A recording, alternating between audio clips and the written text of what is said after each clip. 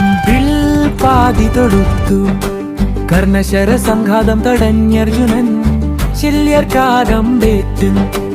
അസ്ത്രങ്ങളഞ്ചാൽ കൂടെ കൊടികളത്രു ശേഷം വരുന്നൊരു ശരത്താൽ രവിസുതനെ വധിച്ചെങ്കിൽ അമ്പാകെ എത്ര